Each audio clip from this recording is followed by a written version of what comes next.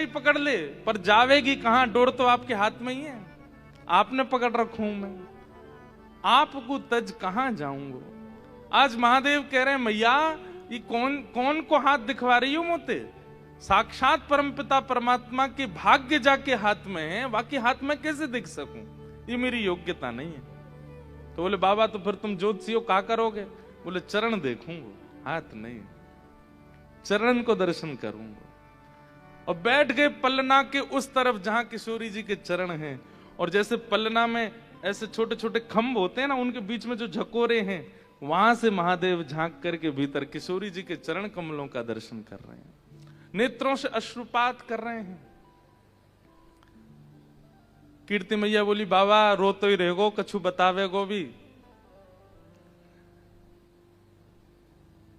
महादेव नृत्य करने लगे और कीर्ति मैया से बोले मैया अब आप यूं समझ लो, विश्व के भाग्य बताने वाले जाके चरण और हस्त कमलन को देख के स्वयं नृत्य करने लग जाए तो वाकई भाग्य कैसे होंगे? या मैं कहा बताऊं आपको? अरे ज्योतिषाचार्य आवे, कोई के हाथ देख के रेखा देख के कछु बोले, लेकिन नाचन लग जाए तो समझो फिर स्थिति क्या होगी। बोले मैया पूछो मत, क्योंकि मैं अपनी एक वाणी से बता ना सकूं इनको भाग्य कैसो है। मैया बोली अच्छा बाबा तो फिर कछु दक्षिणा ले जा, अब आयो है तो बोले एक ही दक्षिणा चाहिए। बोले कहा? बोले जादना आपकी लाली प्रगट भई, वादना यानी जो झंगुली पहनी, पहले वस्त्र जो पहने वो मुंह को दे दो, बस यही दक्षिणा चाहिए। और श्री कीर्ति मैया झंगुली लेके आई। झंगुली मतलब वो एक ही वस्त्र होता है, नीचे तक उसी में ही आ जाते हैं बालक। पीली झंगुली लेकर के आई और वही झंगुली को अपनी जटाजूट में बांध करके महादेव नृत्य कर रहे हैं, आनंद करते हुए वहां से प्रस्थान कर रहे हैं। ऐसी सब लीला ब्रजमंडल में चल रही है। कीर्ति मैया के बोले कभी कोई 4 मुंह वारो आ जाए, कभी कोई 3 नेत्र वारो आ जाए, कभी कोई 4 हाथ वारो आ जाए, पतो ना कहां ऐसो कहां ते नए नए जीव आमे हमारी या लाली को दर्शन करवे के काजे। मुझे तो ऐसो लगे कहीं ये ब्रह्म तत्व तो नहीं है। वास्तव में किशोरी जी कौन है बंधुओं? आप सबने एक शब्द सुना होगा, आह्लादनी शक्ति। अब ध्यान से सुनो। भगवान की 3 प्रकार की संगनी होती हैं, 3 प्रकार की शक्ति हैं। उनमें सबसे पहली शक्ति है स्वरूप शक्ति। ठाकुर जी की दूसरी शक्ति है तटस्था शक्ति, और ठाकुर जी की तीसरी शक्ति है माया शक्ति। पहली स्वरूप शक्ति, अपने रूप से स्वरूप से कितनी लीलाएं ठाकुर जी ने की, सब आप लोगों ने सुनी है। दूसरी है ठाकुर जी की तटस्था शक्ति, जो कि भगवान के प्रवचन से, भगवान की कथा से, भगवान के ऐश्वर्य से जीवात्मा को आकर्षित करती है। वो तटस्था शक्ति है। उसमें रूप नहीं देखा है, केवल वाणी सुनी है भगवान की, जिसमें हम लोग आप सब लोग विराजमान है, तटस्था शक्ति। और तीसरी शक्ति होती है ठाकुर जी की माया शक्ति। इसमें भी कई लोग पड़े रहते हैं जो संसार की माया को ही सर्वस्व मानते हैं, उसी को ही भोगने के लिए जीवन जीते हैं। धन किस लिए कमा रहे हैं, ऐश्वर्य किस लिए कमा रहे हैं, पैसा किस लिए कमा रहे हैं? माया को भोगने के लिए। वो भी कहीं ना कहीं भगवान की शक्ति का ही उपभोग कर रहे हैं।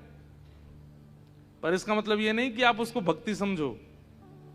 कई भोगी लोग ये बात कहने लग जाएं कि हम भी तो माया का उपभोग कर रहे हैं, ये भी तो भगवान की शक्ति है, ये भी भजन है। नहीं, वो भजन नहीं, वो माया शक्ति वो बनाई ही इसीलिए गई है कि उसके चपेटे में आने वाले व्यक्ति पुनरपि जननम पुनरपि मरणम और संसार चक्र को चलाते रहें। इनमें जो स्वरूप शक्ति है भगवान की, उस स्वरूप शक्ति के भी 3 रूप हैं। स्वरूप शक्ति का पहला रूप क्या है? धाम। जैसे वृंदावन, द्वारिका, जगन्नाथपुरी, बद्रीनाथ, ये धाम भगवान का स्वरूप ही है। आप द्वारिकाधीश का दर्शन अगर नहीं कर पाए लेकिन द्वारिका चले गए और प्रणाम कराए, तो आपको द्वारिकाधीश के दर्शन के समान ही माना जाएगा। वही बात हो गई कि बच्चा स्कूल तो गया, अटेंडेंस करवाया, लेकिन क्लास में नहीं बैठा, तो बाद में जब अटेंडेंस काउंट होगी तो उस दिन की काउंट मानी जाएगी, भले ही वो पढ़ा नहीं है, या फिर क्लास में बैठा भी था लेकिन मन कहीं और था, लेकिन क्लास में बैठा तो था, अटेंडेंस तो हुई उसकी। तो स्वरूप शक्ति का पहला रूप होता है धाम। स्वरूप शक्ति का दूसरा स्वरूप होता है ज्ञान, जो कथा में आप लोग ले रहे हो, यह भी भगवान का स्वरूप शक्ति है। और स्वरूप शक्ति का तीसरा रूप होता है आह्लाद। आह्लाद का मतलब क्या है? बहुत ध्यान से सुनिएगा। किशोरी जी कौन है? जैसे यहां इस सभागृह में जितने लोग बैठे हैं, हम सब लोग जब किसी बात से अत्यंत प्रसन्न हो जाते हैं तो अपनी प्रसन्नता व्यक्त करने का सबका अपना अपना तरीका होता है। जैसे मनपसंद भोजन बन गया हो किसी का, तो वो व्यक्ति थोड़ा सा एक्साइटेड हो जाता है, नाचने लगेगा। कोई नाच करके अपनी उत्सुकता को व्यक्त करता है, कोई गा करके उत्सुकता को व्यक्त करता है, कोई चिल्ला करके उत्सुकता को व्यक्त करता है। मैंने तो बड़े विचित्र कई हैं, उनको करंट आता है, जब उनको उत्सुक होते हैं तो करंट की तरह हिलते हैं जोर से, क्यों? इनको आनंद आ रहा है। कई रो करके अपनी उत्सुकता को व्यक्त करते हैं। पर श्री कृष्ण परमात्मा, जब उनके चित्त में आह्लाद होता है, जब उनके चित्त में उत्सुकता प्रकट होती है, तो वे अपनी उत्सुकता, अपने आह्लाद को, अपने आनंद को एक रूप प्रदान कर देते हैं। वो रूप ही है श्री राधा रानी। किशोरी जी कौन है? ये आह्लादनीय शक्ति, ठाकुर जी के चित्त का आह्लाद ही श्री राधा रानी है। जो उनके चित्त में जो आनंद हो रहा है, जो हिलोरें आ रही हैं, जो वो उत्सुकता आ रही है, जो वो आनंद उमंग हिलोरें ले रहा है, वही श्री किशोरी जी के रूप में प्रकट हो गया है। इसलिए जब जब किशोरी जी सामने आती हैं, तब तक ठाकुर जी कितनी चिंता में हो, कितने दुखी हो, कितने वो आह्लादनीय शक्ति, उनको देखते ही ठाकुर जी सब सुध बुध भूल जाते हैं। अरे कहां तक है? जब देखी वृषभानुजा ये विच उठी हुक, वंशी रह गई हाथ में फिर ना लागी फूंक। वंशी नहीं बजती ठाकुर जी की, उन्हीं को देखते रहते हैं। तो किशोरी जी कौन है? भगवान की स्वरूप शक्ति में जो तृतीय शक्ति है आह्लाद, वह आह्लादनीय शक्ति ही श्री किशोरी जी है। आप कहते हैं, अब ये बहुत सामान्य शब्दों में हम समझा रहे हैं, आप कहते हैं किशोरी जी का भजन ठाकुर जी को प्रसन्न कैसे करता है? अरे भाई, किसी को आनंद देने वाली वस्तु अगर आप बार बार करोगे तो वो व्यक्ति रीझा ही रहेगा।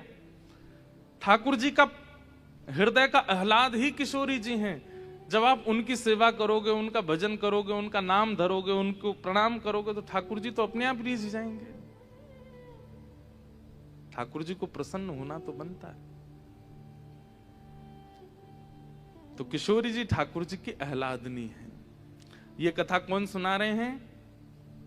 श्री उद्धव जी महाराज सुना रहे हैं भगवान की 16,000 राजकुमारियों को, जो कृष्ण विरह में व्याकुल हैं, उनको युगल तत्व समझा रहे हैं कुसुम सरोवर पर बैठ करके।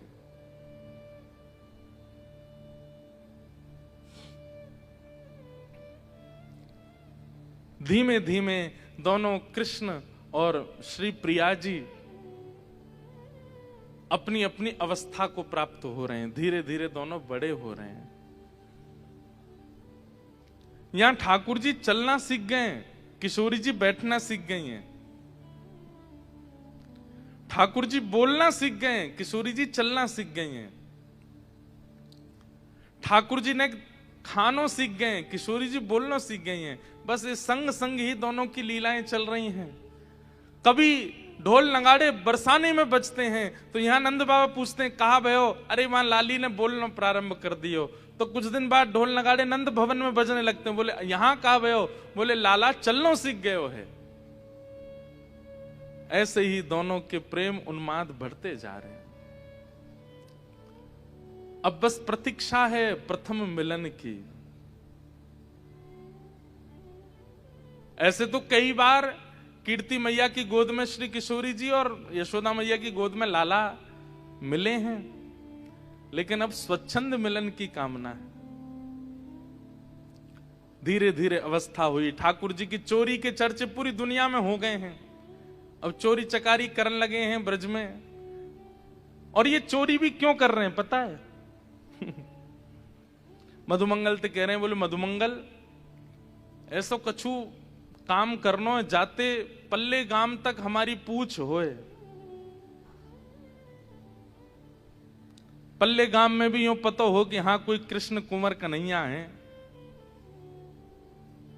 बोले लाला नाम दो ही लोगन को होवे। बोले कौन को?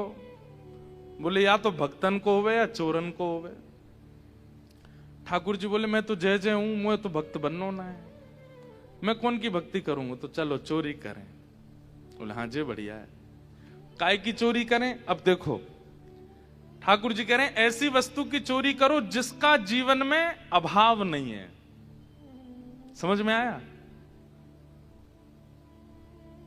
ऐसी वस्तु की चोरी करनी है जाको जीवन में अभाव नहीं है, जो बहुमात्रा में जीवन में है वह की चोरी करो। तो फिर पकड़वे वाले इनको सोचनी पड़ेगी ये वस्तु तो यहाँ पे खूब है, फिर काई को चुरा रो है। ठाकुर जी कह रहे हैं ऐसी वस्तु की चोरी करो जाको अभाव नहीं है, क्योंकि अभावग्रस्त वस्तु की चोरी करोगे तो समझ जाएंगे कि ये इंटेंशनली चोरी कर रहा है, इस पे है नहीं इसलिए ले रहा है। ठाकुर जी कह रहे हैं मेरे नंद भवन में मक्खन की कुआं है, घी के कुआं है, दूध की नदी बहवे। अब जई चुराऊंगा जो सबसे ज्यादा है। दूसरे इनके घर जाए जाके ठाकुर जी चोरी करने लगे। और उद्देश्य उसके कई सारे हैं, परंतु युगल प्रिया लाल जी की लीला में ठाकुर जी की चोरी को एक ही उद्देश्य, कैसे भी श्री जी को मेरे बारे में पता चलती रहे।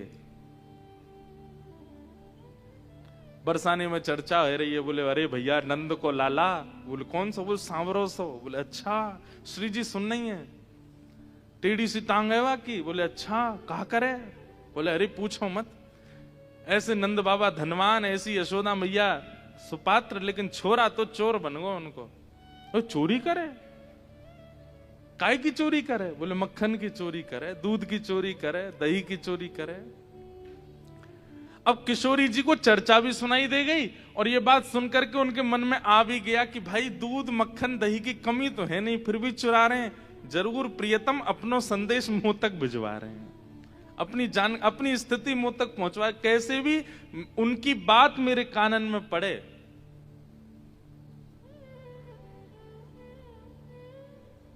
एक दिन प्रिया जी निकल पड़ी हैं। अब थोड़ा थोड़ा जान लगी हैं सखीन के संग बाहर। ये अष्ट सखियां हुई। अष्ट सखियों पर भी स्वच्छंद चर्चा हो सकती है। ऐसी ऐसी सखियां, पिछली बार जब 2 महीना पहले आए थे तो 1-2 सखियों पर मैंने यहां कुछ कहा था।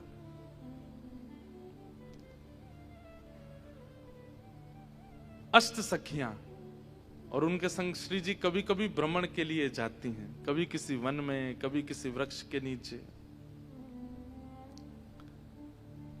आहा, इतने में ही श्याम सुंदर भी यमुना तट पर पहुंचे हैं।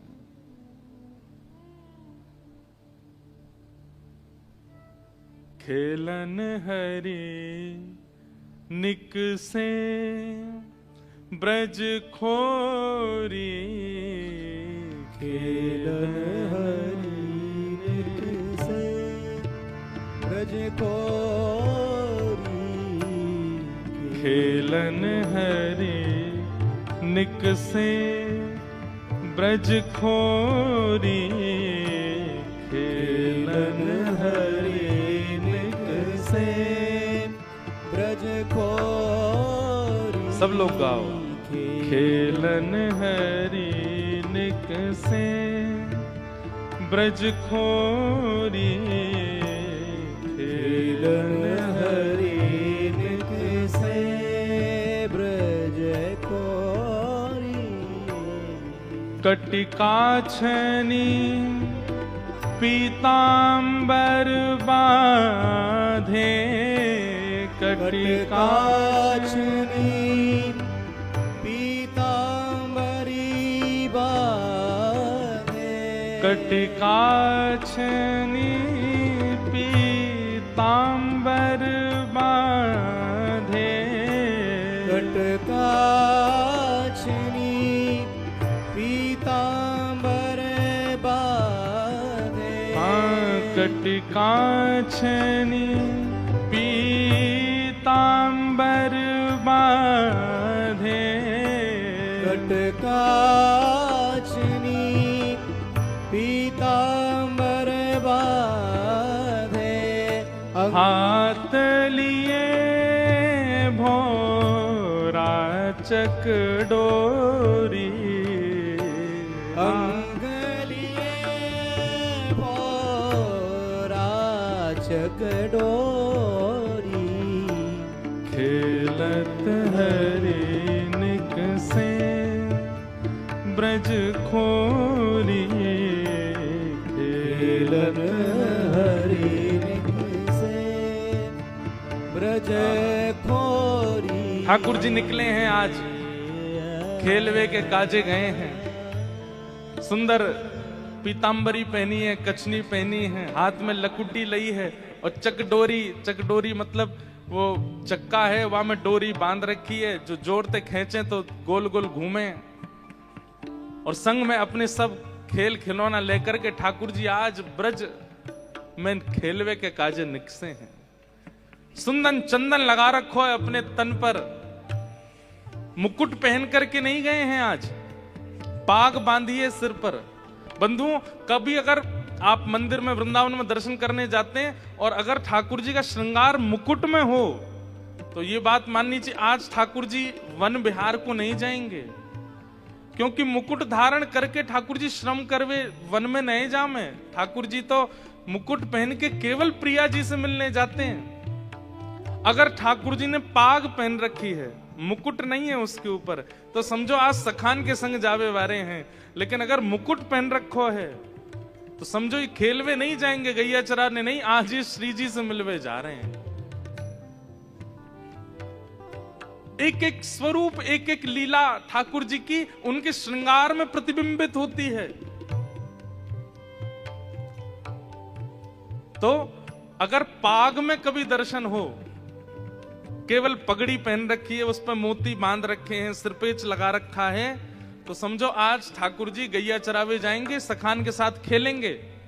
लेकिन यदि मुकुट दिखाई दे जाए, ठाकुर जी ने मुकुट धारण किया है, तो बस समझ जाइयो, मनी मन मुस्कुराए जाइयो, बोले आज तो श्री जी से मिलवे जामेंगे। घर से निकसेंगे गैया ने लेके, यशोदा मैया दिखावे के काजे, थोड़ी दूर जाके श्रीदामा कहेंगे, ए श्रीदामा चल तू गैया ने चरा के मैं आ रहा हूं अभी, और वहीं बीच रास्ता थी चले जाएंगे श्री जी के पास। आप कहेंगे मुकुट पहन के क्यों जाते हैं श्री जी के पास? हमारे स्वामी श्री हरदास जी महाराज वर्णन करते हैं कि ठाकुर जी मुकुट पहन के श्री जी के पास इसलिए जाते हैं कि जब श्री जी चलती हैं तो ठाकुर जी अपना मुकुट टेढ़ हो करके चलें, और सूर्य को प्रकाश कहीं श्री जी के चरणन में नहीं पड़े, तो मानो जैसे अपने मुकुट से छत्र करते हुए चलें श्री जी के चरणन में, या हमारे मुकुट पहन के श्री जी के पास जाएं। अरे एक एक श्रृंगार की भूमिका पता चल जाती है। अब आप लोग जामे दर्शन करें, केवल बिहारी जी ऐसे सज रहे हैं, ये माला पहनी है, मेरे बांके बिहारी लाल तू इतना ना करियो श्रृंगार, ये सब भावों में ही रह आते हो आप। अरे जाओ, जाके श्रृंगार के दर्शन करके अनुभव करो, आज कौन सी लीला घटवे वाली है, आज ठाकुर जी कहा करवे वाले हैं। तो पाग और मुकुट, इन दोनों से यह समझ जाना चाहिए कि ठाकुर जी आज लीला में क्या करेंगे। खूब सारी माला यदि धारण कर रखी हो तो या को मतलब है आज ठाकुर जी श्री जी से मिलवे जा रहे हैं। नेक नेक माला धारण कर रखी, या को मतलब गैया चरावे जा रहे हैं। और श्वेत वर्ण के वस्त्र पहने हो, या फिर ऐसे कहो लाइट वर्ण के अगर वस्त्र पहने हो, तो समझो आज सखान के पास जा रहे हैं। और अगर ठाकुर जी ने डार्क कपड़े पहन रखे हैं, थोड़े गहरे रंग के कपड़े, तो समझो श्री जी के पास जाएंगे। अरे एक एक स्वरूप, एक एक झांकी ठाकुर जी की प्रतिबिंबित करती है आज की लीला को। आज श्याम सुंदर नंद भवन से निकले हैं, दूर से तो किशोरी जी को खूब देखा है, लेकिन समीप से देखने की इच्छा बार बार प्रकट होती है। तो कभी वन में भ्रमण करते करते भी बरसाने की ओर देखते तो हैं कि कभी दिखेंगी समीप थे, कभी दिखेंगी पास थे। आज श्याम सुंदर निकले हैं। आहा, खेलत हरि निकसे ब्रज खोरी, खेलन हरि निकसे ब्रज खोरी, खेलत हरि निकसे ब्रज खोरी,